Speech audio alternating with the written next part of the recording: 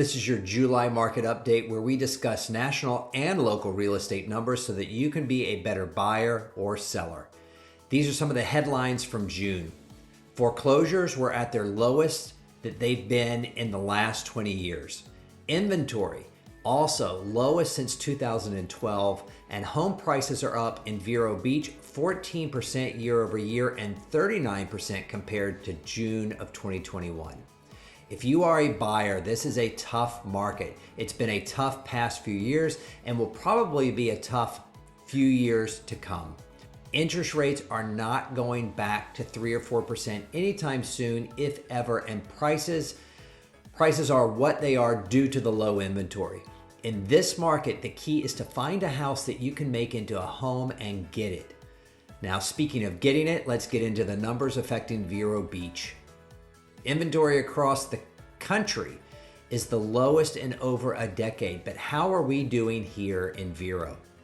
This chart shows inventory in Vero Beach for both houses and condos, and as you can see, the number of homes for sale has increased since December, but as we got into the middle part of the season, we started to deplete that inventory, and the number of properties for sale in Vero Beach today is just 1% higher than it was last July when we thought we were at our lowest point ever. We currently have 677 properties for sale in all of Vero Beach in all price points, and 158 of those are over $1 million. Only 90 homes are on the market under $400,000. Seeing our inventory going down tells us that our under contracts have been going up.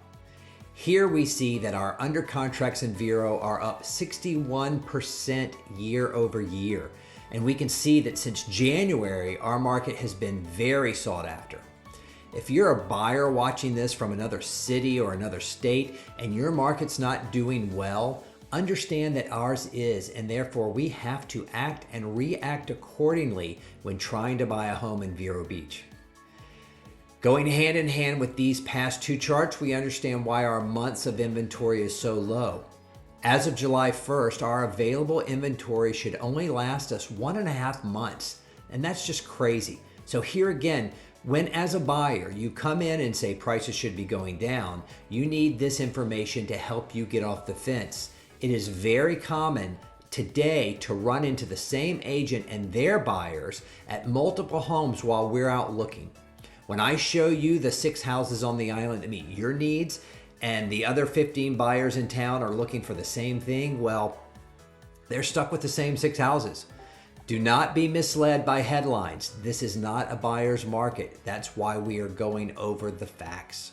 And finally, let's talk about pricing and how interest rates are affecting our market.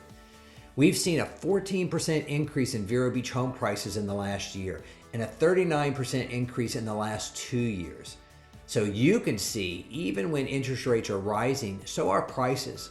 And we discussed this a few months back. Recessions and high interest rates do not historically slow sales and do not have a negative effect on pricing. Today, we have interest rates hovering around 7% and inflation affecting all of us in a negative way, except in real estate. You know, we've all heard those people who've said, I had an interest rate when they were at 18%. And if you do the research, we see that rates over 7% lasted from 1978 to 1990.